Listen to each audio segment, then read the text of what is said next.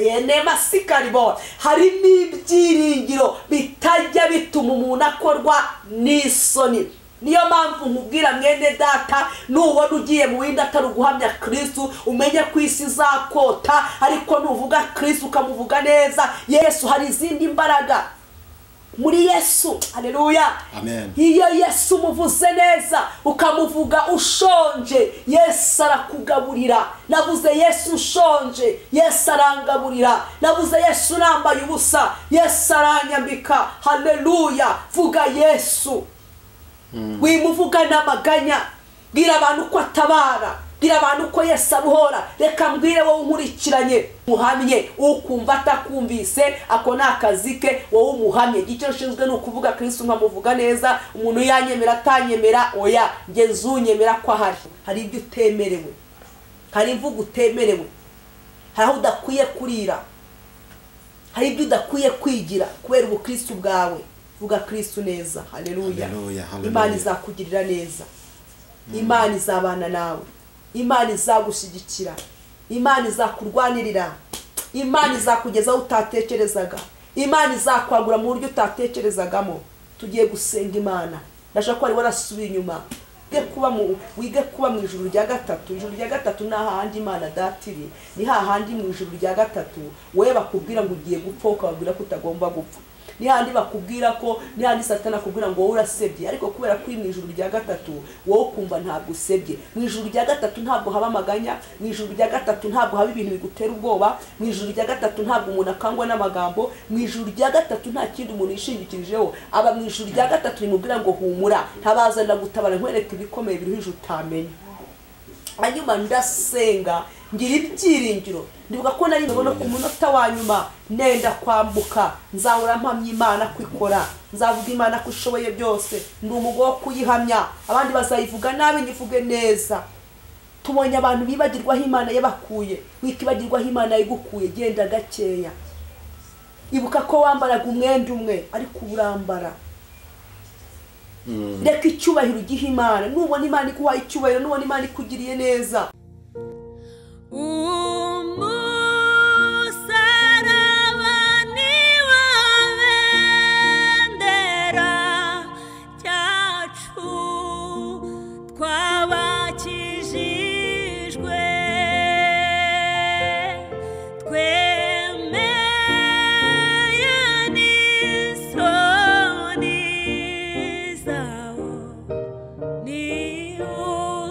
uri hafi nakwereka ngo usuze kandi nkwifurize amahoro y'Imana ndetse n'imigisha ituruka ku Uwiteka Imana. Nizere ko aho uri amahoro, umeze neza. Nizere ko uri amahoro kandi ushima Imana.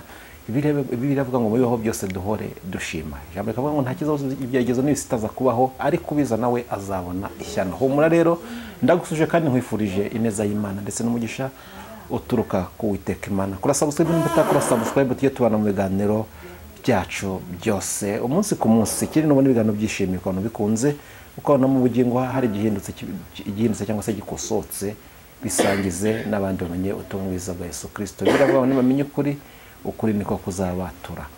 Mama Deborah yagatse turi kumwe, twishimiye ko tugiye kubana muri kano kanya kandi dushimye n'Imana yamushoboje akaboneka. Hari byinshi abayirengagije, ariko akaza kugira ngo afashe abantu b'Imana, atubwire ese tugomba kwitwara gute mu rugendo rugana mu gihugu cyo mu ijuru. Ese inzira imeze ite? Ese hari dodani hehe kugira ngo tumenye ko twitwara kuri iyo dodani, hato tutasita tukagenda dukuka n'amenyo. Ko hari abantu bari kugenda mu rugendo aho ugasanga babaye ba manyobwa, nta menyo bakigira bitewe nuko batabaye maso mu rugendo, bakagenda bahumirisha. Nuko Mama Deborah, uraho? naho neza. Ngo hari abantu mu rugendo babaye ba manyobwa batagikira amenyo kubera ko basitaye. Barasitaye bikubita hasi, bamwe ni bakajorite babana n'ubumuga, ariko bitewe nuko byagenze gutyo nyine.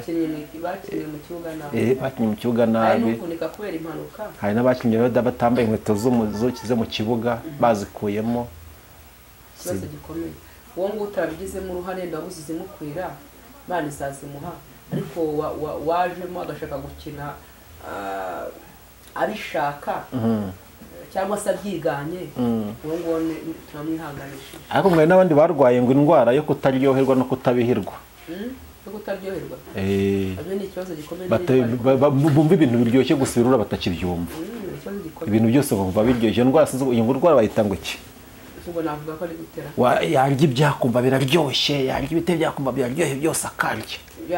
Ibyawe Ibintu byose akarya kumva biraryoshye. Ni umururumba, ariko uzi kwifuza ko warya iby'abandi batarya ibyawe cyangwa se nyine barya icyaha, yakora n'icyaha kumva kiraryoshye, batakisharirwa n'ibyaha bakumva nabyo biryoshye. Iyo ndwara bayita ngo iki? Bayita nicyo gihe. Ntabwo byoroshye. Indwara yitwa nicyo gihe. Mama Debo, turagusuje kandi tuguhaye ikaze. Urakoze cyane. Umeze neza? Urakeye ariko? Imana ishimwe. Niyo yabikoze ntabwo. Tuyihaye icyubahiro. Niyo yabikoze. Yaduhuje n'Imana. Niwe wabikoze. Nta wundi niwe wabikoze. Yaduhuje n'Imana. Niwe wabikoze. Imana ishimwe, haleluya. Ishimwe Yesu. Imana ihabwe icyubahiro. Niwe wabikoze, tushimye Imana ko nabyo yabikoze. Hejuru namusomye ngo twarabo kugirirwa umujinya nk'abandi bose. Ariko Yesu. Imana ihabwe icyubahiro. Tuyihaye icyubahiro. Niyongere icyakira. Amavi yose ayipfukamire, indimi zature kuri wowe. Kugira neza bugacya bukira. Yego. Haleluya. Amen. Ayo mahoro na amahoro meza. Tangwa na Yesu. Ngo ayo mahoro na amahoro meza. Tangwa na Yesu. Tangwa na Yesu. Tangwa na Yesu. Tangwa na Yesu. Tangwa na Yesu. Amen. Amen. Amen. Dushimye Imana rero ko n'uyu mwanya iwuduhaye kugira ngo tububemo kubona iby'igiciro, kuko abantu bose abahawe uyu munsi siko bose babonetsemo. Hari abajyanye mu bitaro, ariko kandi hari n'abamaze kugera ahashikirwa. Ariko dushimye Imana ko Imana iduhaye n'uyu munsi kugira ngo tuhesherezemo Imana icyubahiro, dukora ibyo yaduhamagaye. Dushimye Imana rero icyaha Imana ikadushoboza kukiranukamo nk'uko bikwiriye. Iryo si isengesho ryiza. Nishimiye kuba nawe mu kiganiro cyacu rero. Urakoze cyane.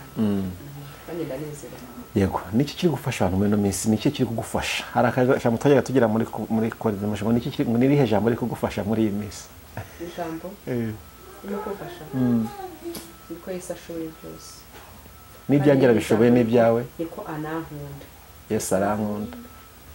Yesu arankunda. Nubwo nakwiriye. Yesu aramfata kandi akankomeza. Hari umukecuru w'inshuti yanjye akunda indirimbo bivuga ngo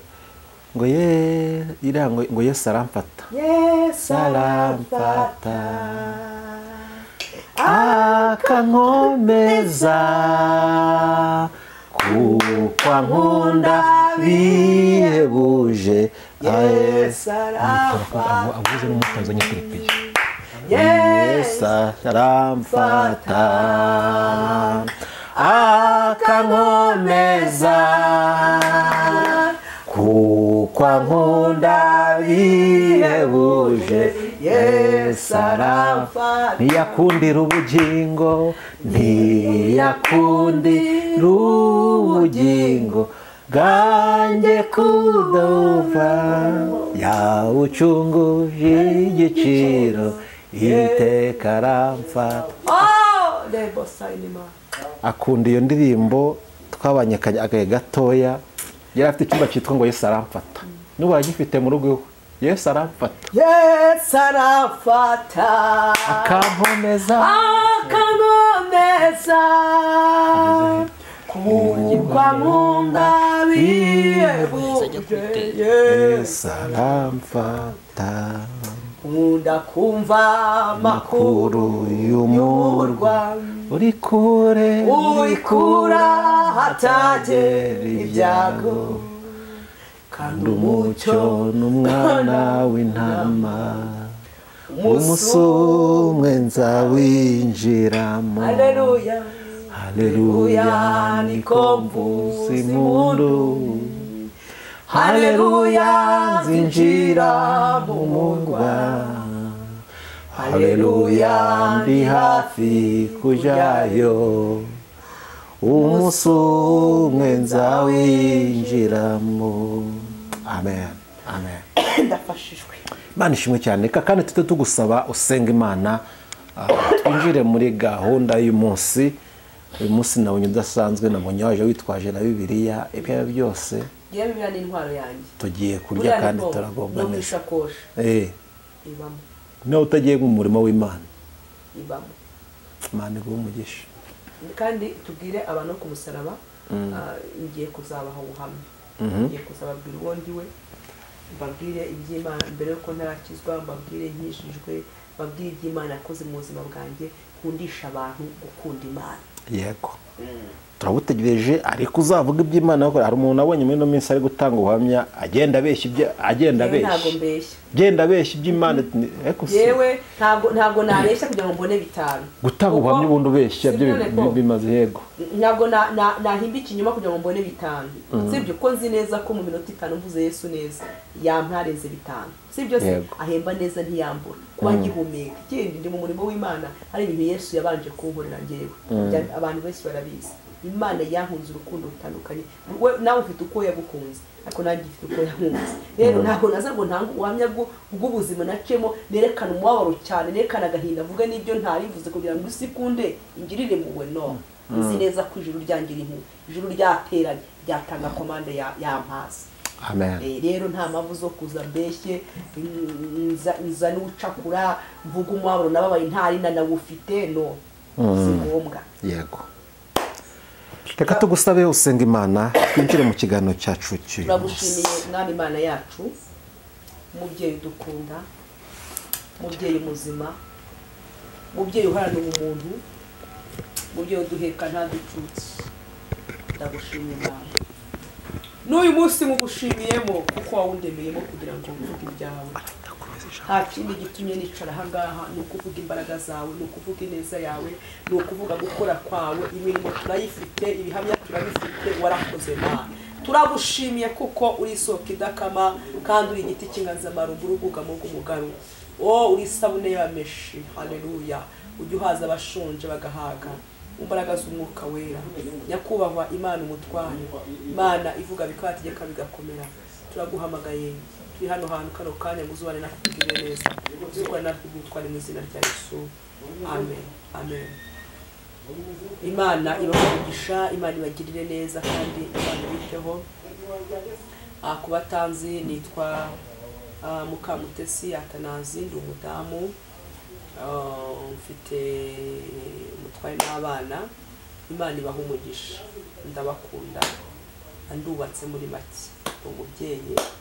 Imana ibaha umugisha cyane kandi Imana ibagirire neza kandi Imana ibiteho. Ni Imana idahemuka. Uyu munsi birashoboka ko utameze neza, uyu munsi birashoboka ko ufite intambara ziri mu buryo butandukanye, ukibaza naho ubutabazi buzava, ariko reka ngo ukomeze, ngo uhumure, wizere uyu mugabo ukomeye. Yesu ntahinduka, Yesu ntananirwa, Yesu ntiyumva amabwire, Yesu ntabwo areba nk'abantu. Uwo nguwo umwizere. Ndavuga ngo abantu tujya twishuka, ariko Yesu we ntabwo ajya ahemuka. Umwiringire, umwizere cyane, umwikomezeho, umushakane umwete, kuko ijambo ravuga ngo nkunda bankunda, abashakana umwete bazambona. Uhumure rero, turafite Imana. Uri kwa muganga, uri mu bitaro, ndetse ariko reka nkubwire ngo ni Imana nabonye ikiza. Ndashaka ko banagusanze muri indwara kuko abantu bavuga ngo ntabwo ikira. Reka nkubwire ngo kwa Yesu byose birashoboka. Uri murabona ukabona birakugoye, hari ikibuga uri mutiniramo, ndetse ndimwe navuga ukumva nta wakumva, ariko reka nze ngukomeze uhumure, tuze umutima. Dufite Imana ikomeye, dufite Imana igira neza. Ndi umugabo wo guhamya ko Imana ishoboye byose. Hari ibihe nabayemo ndwaje umwana, ibihe byari bigoye, byari bikomeye, mbyara umwana ameze nk'abandi, afite ingingo nk'iz'abandi, ariko yagendaga akura akagenda asa nkaho ahinduka. Yavukanye ikibazo ntitwabimenya, tubimenya umwana ageze mu mezi 2 hafi 3. Hanyuma nabonaga ari ibihe bikomeye, mujyana kwa muganga. Nuko umunsi umwe abaganga baranyicaza barambwira ngo ni ukuri umwana afite ikibazo iki n'iki. Bambwira uburwayi bukomeye, bananyereka ndetse n'abana baba baburwaye ko baba bameze. Ariko numva hari izindi imbaraga zimfashe, numva hari izindi mbaraga zitumye ntobora ndavuga ngo hejuru y'izo mbaraga hari imbaraga z'Imana. Ndagira ngo nkubwire ngo uhamye. Ijambo ryitwa guhamya ni uguhamya nyine, ni ukuvuga Yesu ukamuvuga ufite imbaraga kandi ukamuvuga umwizeye. Ngo umugabo nyamugabo ntabwo akurwa ku ijambo, nyine umugabo nyamugabo nuhamya Kristo. Tubonye muri ino minsi ya none abantu badahamya, bageze mu bibazo ntibahamye, ariko uhumure. Hanyuma nizera Imana, nirundurira mu Mana, ndasenga numva ko bishoboka, ndasenga ndarema. Najya nkubwire ngo rema ibitari bihari bizaremeka. Wige kuba mu ijuru rya gatatu. Ijuru rya gatatu ni hahandi Imana datiri, ni hahandi mu ijuru rya gatatu wewe bakubwira ngo ugiye gupfa ukababwira ko utagomba gupfa. Ni handi bakubwira ko, ni handi Satani akubwira ngo wowe urasebye, ariko kubera ko uri mu ijuru rya gatatu wowe kumva ntabwo usebye. Mu ijuru rya gatatu ntabwo haba amaganya, mu ijuru rya gatatu ntabwo haba ibintu bigutera ubwoba, mu ijuru rya gatatu ntabwo umuntu akangwa n'amagambo, mu ijuru rya gatatu nta kindi umuntu yishingikirijeho. Aba mu ijuru rya gatatu rimubwira ngo humura, ntabazana gutabara nkwereka ibikomeye biruhije utamenya. Hanyuma ndasenga ngira ibyiringiro, ndibuka ko nari meze nk'umusazi, numvaga nta yandi majwi nkeneye ambwira iki n'iki, kandi koko nabonaga ibibazo bihari. Nabonaga umwana afite iforomonazi, kabona umwana ukabona nta buzima, ariko nje kukubwira iyo nabonye itanga ubuzima butari buhari bukabaho. Oh haleluya. Nje kukubwira Imana igihamagara ibidafite ishusho bikabaho. Nje kukubwira Imana ishoboye byose. Nshuti yanjye ukomere wizera Imana. Birashoboka ko wabonye isi yose yakuvuyeho, igihe cyageze ndavuga ngo ariko ubundi buhari unkunda, ariko ndavuga ngo reka nikunde.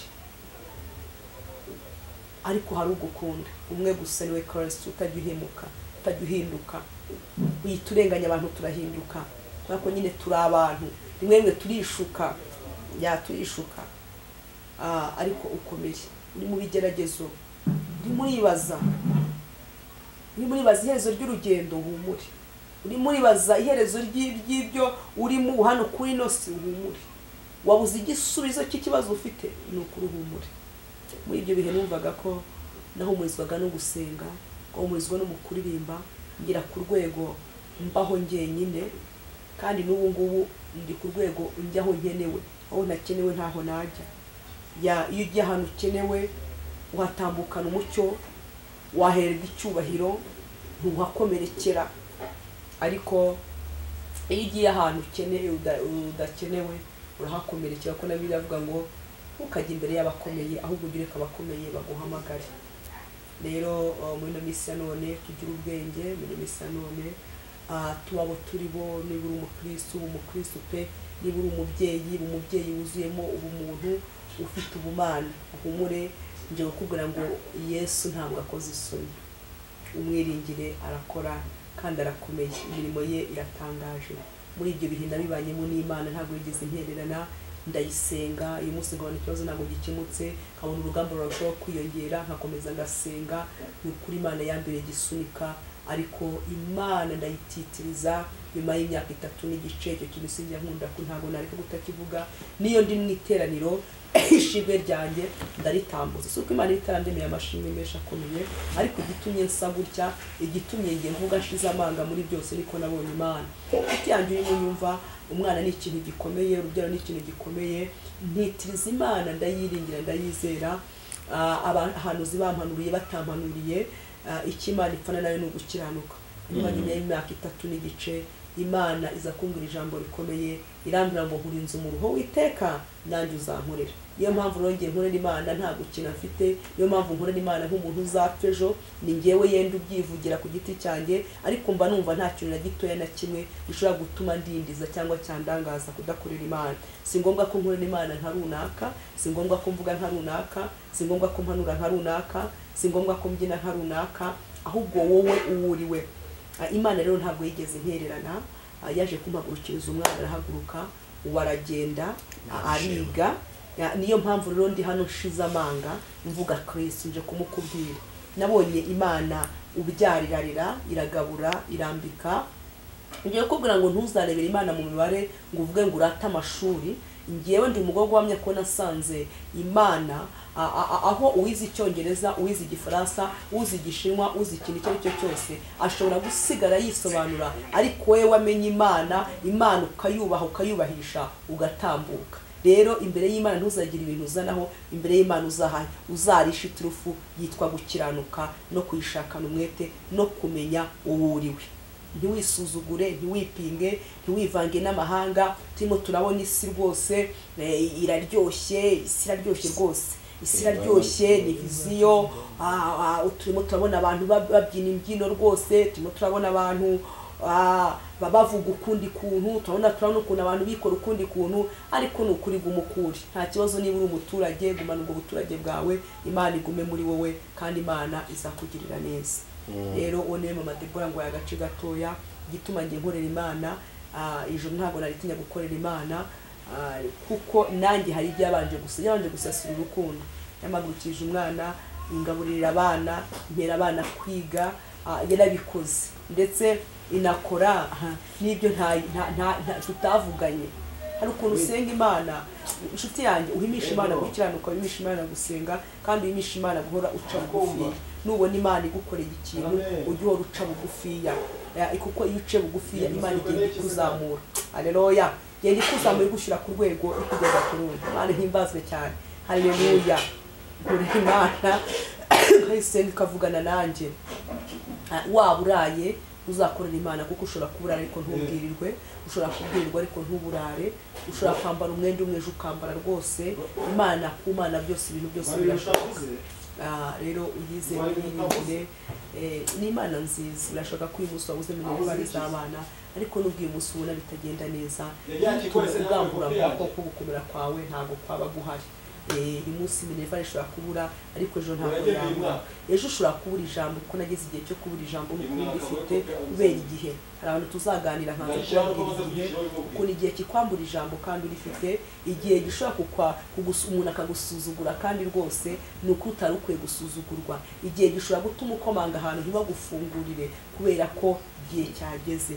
Rero utuze umutima, wihanganira igihe urimo. Igihe narakibayemo, nabaye mu gihe nisiga amavuta ntafate, nabaye mu gihe mpamagara umuntu ntafate telefone, n'uyibonye akavuga ati buriya ni igihe cy'ubutindi n'ubuke agiye kunsaba. Kubera umuntu ariko njye sinigeze ncogora. Nabonye aho umuntu yandikira undi ntamusubize, kubera ko yumva ko nyine nta kintu, ntacyo agushakaho, ntacyo agukeneyeho, kubera igihe. Ushobora kuba uri mu gihe, ariko humura, igihe cy'Imana nikigera, Imana izabana nawe. Igihe cy'Imana nikigera, hari abazakubwira ko bagukunda. Hari igihe cyabayeho simbwirwe ko nkundwa, nkabwirwa na bake kuko bafite inshingano nyine zo kunkunda. Hari igihe kigera ukumva usubiye inyuma. Hari igihe inshuti yanjye mwene data, hari igihe kigera ntutaha ubukwe nk'abandi, kubera ko si urabutaha gute se? Hari igihe kigera ntunatumirwe ntiwibukwe, ariko nje kuvugana n'umuntu uri mu gihe. Humura, hari igihe kijya gihinduka. Hari igihe umuntu aryama ntasinzire kubera igihe. Najyaga ndyama sinsinzire, saa cyenda umutware yankomaga ngo dusenge, jyewe yenda akagira ngo ni ibitotsi ndimo cyangwa se ni ugutuza cyane, ahubwo ndi mu gutekereza ngo Mana turaha iki abana, turabaha iki umunsi wa none, turaca mu zihe nzira. Igihe mama, igihe nigituma ugamburura mu makuba, igihe nigitume wiyandarika, igihe nigituma ubeshya, igihe nigituma uvuga umubabaro utigeze ubabara, igihe nigituma ubeshya nk'abandi. Ukomeze wiringira Imana, uhamye uwo uriwe. Igihe cyatumye nicara, igihe cyaranyicaje, igihe cyatumye nsuzugurwa, ariko nikomeza ku Mana. Ariko nta kibazo, kuba uyu munsi ubona hari uwagusuzugura nta kibazo, ko hari aho wakomanga ntibagufungura akakungukira mu birahure nta kibazo. Ni igihe, kihanganire, igihe kizarangira. Manda sirigi, igihe kizarangira, igihe kizarangira. Igihe nigituma usakuza, igihe nigitume wandarikana n'uwo mwashakanye kubera igihe. Iturize, ni igihe. Ceceka, vuga make, rwana urugamba bucece, kubera igihe kizarangira. Uwo batakuzi, uko batakuzi, icyo batakuzimo n'ikimana ikuziho. Imbere yawe nta wundi muntu uhazi. Muri byarenze ngo Mana ntumeze nk'abantu. Muri ndamukunda cyane, ngo wafashe ngo ibanga ryanjye urishyira kure y'amaso y'abantu. Reka nkubwire, iyo umuntu aza kumenya ibyawe byari kuba ikibazo gikomeye. Iyo umuntu aza kumenya ibanga ryawe, akamenya ukuri, akamenya ibyo Imana izagukorera, bari kuba barakwishe, bari kuba barakugamba, ariko kubera Imana igifata, haleluya, ibanga ryawe ikarishyira kure y'abana b'abantu. Niyo mpamvu ukwiye kwizera Imana. Ndi hano ngukundisha Imana. Nawe uzabona ku munota wa nyuma nenda kwambuka, nzahora mpamya Imana kwikora, nzavuga Imana ko ishoboye byose, ndi umugabo wo kuyihamya. Abandi bazayivuga nabi, nyivuge neza. Tubonye abantu bibagirwaho Imana yabakuye, wikibagirwaho Imana yigukuye. Genda gakeya, ibuka ko wambaraga umwenda umwe ariko urambara. Reka icyubahiro ugihe Imana. Nubona Imana ikuhaye icyubahiro, nubona Imana ikugiriye neza, komeza uca bugufiya. Umwana mwiza ni uca bugufiya, kandi guca bugufi si ubuswa. Guca bugufiya ntabwo ari ubwenge buke. Guca bugufi bishaka inzira. Duhora uca bugufiya imbere y'Imana, duhora uba umwana imbere yayo. Imana yabanye nanjye, ntabwo igihe nigeze ngendera n'Imana yigeze intererana. Imana idukunda urukundo rutangaje, ukamara umwaka utarwaye utarwaje, aho uri ikakurinda, utari kumwe n'umuryango wawe ikakurinda, ikabana nawe. Mama humura, nje kugukomeza, papa nje kugukomeza.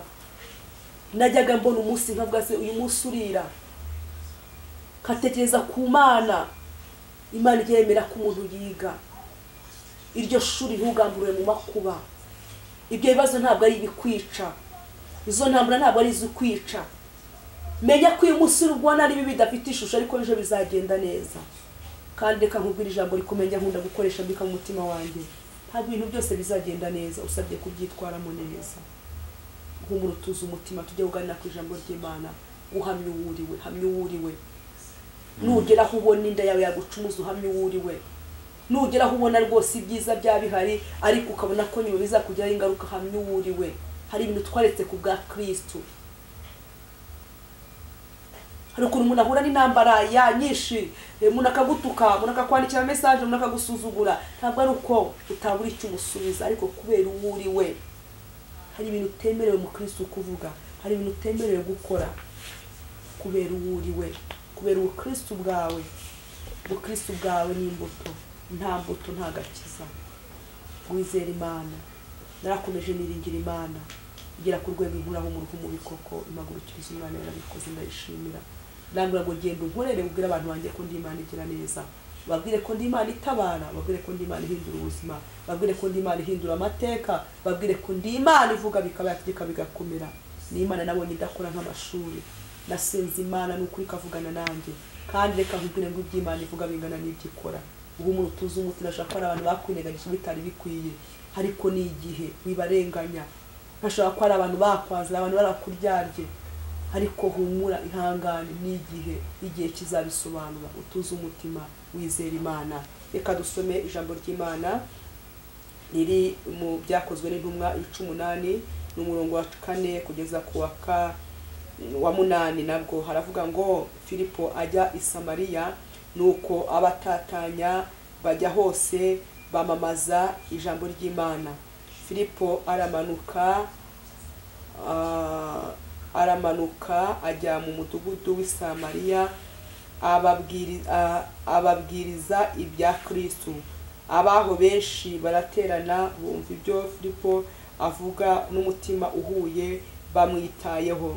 Bumvise kandi babonye ibimenyetso yakoraga, nuko benshi muri bo bari bafite abadayimoni babavamo basakuza cyane. N'abari baremaye n'abacumbagira benshi barakizwa. Haba umunezero mwinshi muri uwo mudugudu. Amen. Dusomye ijambo ry'Imana ry'umugabo witwa Filipo. Yari inkone ya Kristo, yari yarihaye Kristo, nta kindi yari iramagariye yahawe. Aravuga aba kuri misiyo yo kuvuga ngo nta kindi nge ngambiriye mu mutima wanjye, ngambiriye kuvuga Kristo. Hanyuma baratatana, agera i Samariya afatanya n'abandi bakozi b'Imana benshi. Hanyuma ngo aravuga ngo jyewe ngambiriye kuvuga Kristo gusa. Shuti yanjye mwene data, reba icyo urimo ukora muri ino minsi ya none, reba ikintu cyakurokora ku munsi mubi, reba ikintu cyakurengera, reba ikintu cyagutabara. Shaka ingingo ikurengera, shaka ingingo igutabara, shaka ingingo iguha icyubahiro. Haleluya. Hanyuma ngo Filipo kubwo kugambira neza mu mutima wo gushaka Kristo, ngo hanyuma ngo ababwiriza ibya Kristo, ngo hanyuma aba bantu bari Samariya, Bibiliya ni kubitubwira ngo bahuza umutima, ngo bumva Filipo kandi bamwishimiye. Bumva ukuntu arimo avuga ubutumwa bwiza, bumva ukuntu arimo avuga Kristo wabambwe, bumva ukuntu arimo avuga imbaraga za Yesu, ukuntu inama yo mu ijuru yateranye ibizima bine n'abakuru bakabura uwaza gucungura umuntu, ariko Kristo aramaramaza aravuga ngo jewe ndahagurutse ndagiye. Yigira nk'umuntu yambara umwambaro w'umuntu, arababazwa, arakubitwa, arashinyagurirwa, aravumwa. Yari umwana w'Imana. Niyo mpamvu itari wisobanukirwa ngo usome ijambo ry'Imana rikuyobore. Niyo mpamvu intambara ziza ukazigwa mugatsindwa, bakakuvuga nawe ukavuga, bakagusebya nawe ukabasebya, ukajya kurwanira mu mubiri. Oya, wirwanira mu mubiri, ukurwanirira arahari. Dore Kristo nawe byarabanje, dore Kristo yarasuzuguwe, dore Kristo yaratutswe, yaravumwe, yaracunagujwe, kandi yarafite ubushobozi n'ububasha bw'uko icyo kintu kitamubaho, ariko aca bugufi kubw'urukundo yadukundaga. Hanyuma Filipo himbazwe aramaramaza avuga ibya Kristo, ngo abantu bahuje umutima bamwishimiye. Reka nkubwire nukora iby'umwami Imana ishaka, abantu bazakwishimira. Haleluya. Uzishimirwa. Yewe isi yose ntabwo izakwishimira. Nta nubwo ari ngombwa ko abantu bose bagushima, ariko nagira ngo nkubwire, ugereranyije abakwemera n'abatakwemera kubwo kuvuga Kristo, abenshi n'abazakwemera. Yesu ashimwe cyane. Hanyuma ngo baramwishimira, ngo avuga Kristo neza. Nshuti yanjye, jya uvuga Kristo neza. Kristo w'i Nazareti, Kristo wabambwe, Kristo wapfuye akamara iminsi 3 mwumva. Haleluya. Akazuka enemasirigiri, akazuka n'imbaraga zikiza abarwayi. Ngo Filipo mu gihe yari arimo avuga Kristo, ngo abarwayi bagakira, ngo abana abadayimoni bakava mu bantu. Ubundi hari imbaraga dukorana ziri ahantu hatagaragara ariko zikora imirimo. Haleluya. Muri Kristo hari imbaraga zibohora, muri Kristo hari imbaraga zikiza, muri Kristo hari imbaraga zitanga urubyaro. Haleluya. Muri Kristo hari ibyiringiro bidashira, muri Kristo hari ibyiringiro hari ibyiringiro bitajya bituma umuntu akorwa n'isoni. Niyo mpamvu nkubwira mwene data, nubona ugiye mu windi atari uguhamya Kristo, umenye ko isi izakota, ariko nuvuga Kristo ukamuvuga neza, Yesu azajya agenda arwana intambara, azajya arwana ruto rutoya, kuko Yesu arwanira umukiranutsi we. Mana himbazwe. Ngo Filipo avuga Yesu neza, abantu baratuza, abantu baramukunda, abantu baramwumva. Reka nkubwire akanwa kandi katavuga Imana, uri umukozi w'Imana wahamagawe n'Imana. Ico gihe oya isi zaguhinyuza, ariko nuvuga Kristo azaba imbere yawe, azakubambira amahema, azagushyigikira. Aho uzaca hose icyubahiro kizakuzaho, icyo kitavuye ku mashuri, kitavuye ku miryango. Imana ihimbazwe. Ngo hanyuma mu gihe arimo avuga Kristo w'i Nazareti, ngo abadayimoni bakava mu bantu, ababoshye bakabohoka, kuko arimo amuvuga neza. Vuga Yesu neza, ibindi byose, izo ntambara, ibikugose, ibikurwanya, ibyo byose Kristo ari maso ku buzima bwawe. Nafashijwe. Abaho benshi baraterana bumva ibyo Filipo avuga, n'umutima uhuye bamwitayeho. Bumvise kandi babonye ibimenyetso yakoraga, kuko benshi bari bafite abadayimoni bavamo basakuza cyane, n'abari baremaye n'abacumbagiraga benshi bari barakizwa.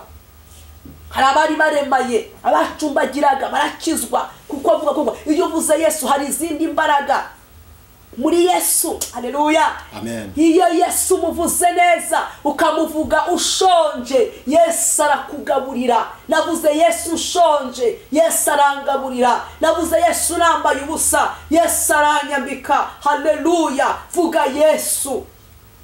Wimuvuga n'amaganya.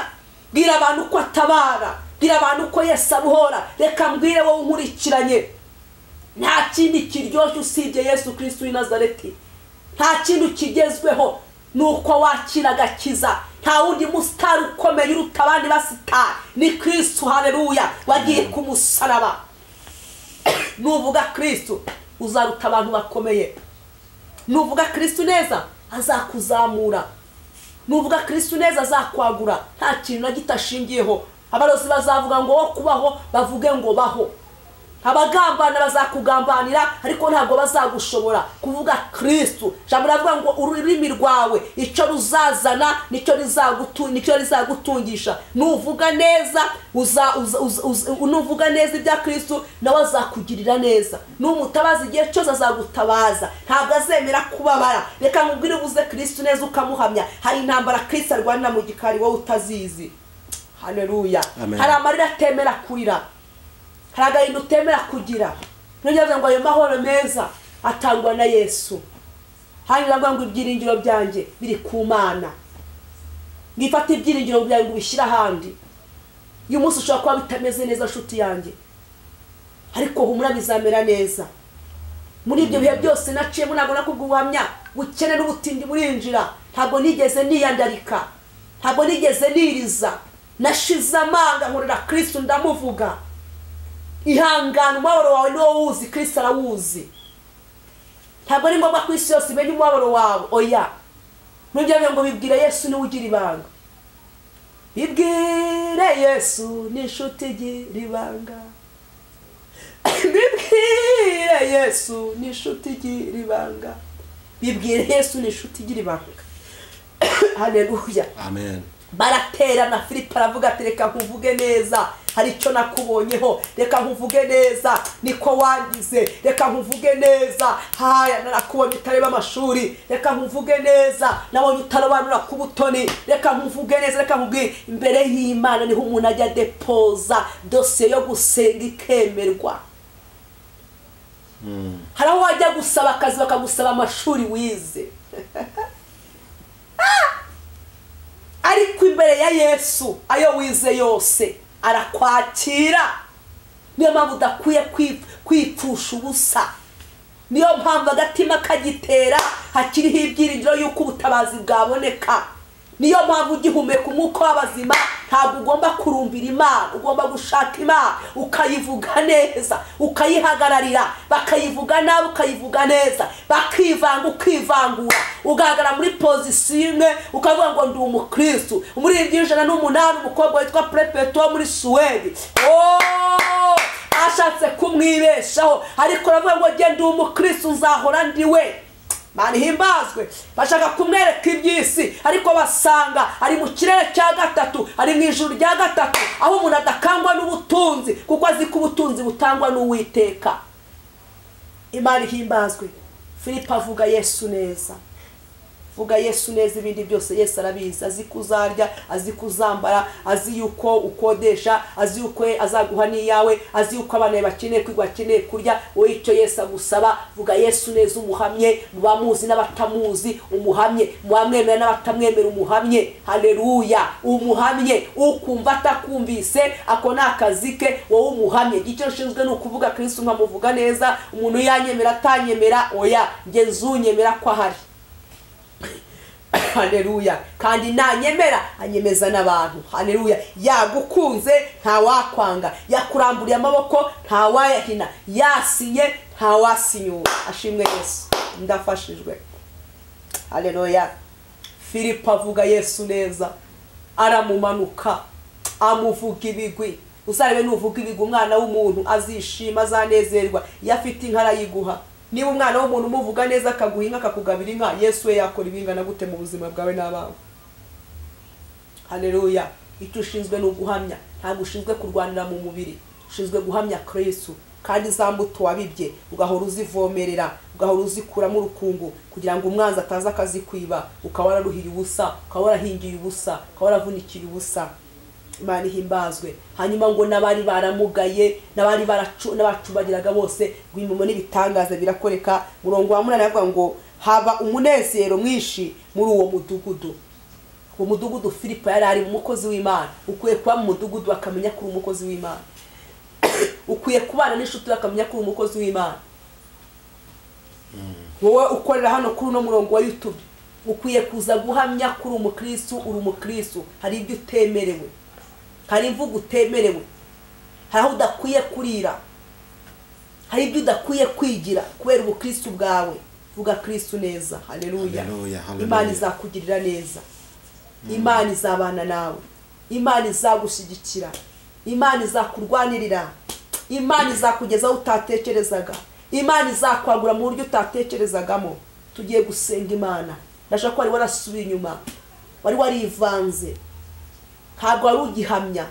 Abantu babuze intwaro yitwa kwirinda. Igihe cyose iyo utirinze umenye ko kwirinda n'urufunguzo rw'umugisha. Haleluya. Mu mfunguzo z'umugisha no kwirinda harimo urufunguzo rw'umugisha rukomeye cyane. Ntabwo ukirinda, ntabwo ukimenya uri we. Urajya mu bapagani ukaba umupagani, wagira mu basenga ukasenga. Wowe hitamo kimwe, amahitamo nayo. Dusenga Imana. Igikamye inyanja, Imana yakamije Yorodani ninjoro, irayikamya. Abisirayeli baratambuka baragenda. Ubu mu rutuza umutima, hari ijoro ryawe, uhumure. Mu ijoro hari Imana ishoboye, hari Imana ikora ibintu bitangaza, hari Imana ihindura ubuzima n'amateka, hari Imana ivuga ijambo gusa kandi yavuze nta wayivuguruza. Reka dusenga Imana. Ntabwo nzi wari uhagaze, ntabwo nzi ibyo wibwiraga, ntabwo nzi ibyo watekerezaga, ariko Kristo byose bimuharire kuko arabishoboye. Uri Imana yacu bwite, uri umukozi w'umuhanga, uragahore ku ngoma. Ntabwo ugihemuka cyangwa uhindurwe n'ibihe mu izina rya Yesu. Ndasengera buri muntu wese wumvise rino jambo mwami, umuhe kumara amazu Uwiteka Imana Nyiringabo, umuhe kumara amazu amenye uwo ari we, amenye guhamya uwo ari we mu izina rya Yesu. Mana dukure mu kivunge no mu rusaku, dukure mu kwishushanya n'uburyarya, dukure mu bucakura mu izina rya Yesu. Mana data twese dukure mu kivunge, ahubwo buri muntu wese mwami Imana kimara kumva rino jambo yongera agiye guhamya mwami w'abantu. Filipo wabanye nabo mukoresha imirimo n'ibitangaza,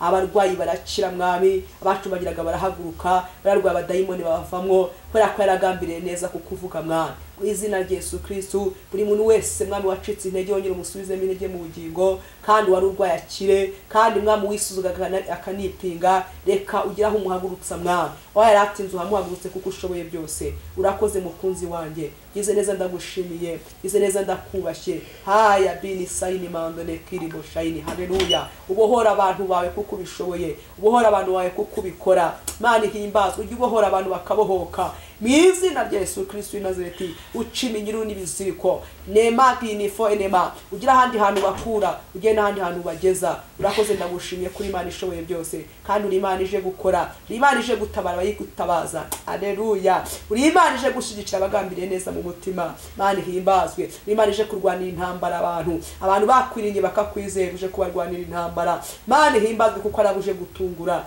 Mana ishimwe, nema sikiribo. Hari ahantu bukeye, Mana ishimwe. Hari amajoro abantu baraga amakono ntabwo azacya, ariko hari amajoro akeye ku bantu. Mana himbazwe. Haleluya. Hari abantu bohoye ubakuyeho icyangiro, hari nababuze icyerekezo cy'ubuzima ubahaye. Ndagushimye kuri Imana ishoboye byose, kandi ndagushimye ko ari abantu bavuze ngo Imana yabo iri hehe. Imana y'abasenze igiye kugaragara, Imana y'abagukurikiye igiye kugaragara. Ndagushimiye. Haleluya. Ko rero danukamije imbere y'abantu, izina ry'Uwiteka rihabwe icyubahiro. Ndagushimye ko ubigenjeje neza mu mbaraga z'Umwuka Wera. Amen, amen, amen, amen. Imana ibahumugisha kandi bagereza mu izina rya Yesu. Amen. Ndabakunda.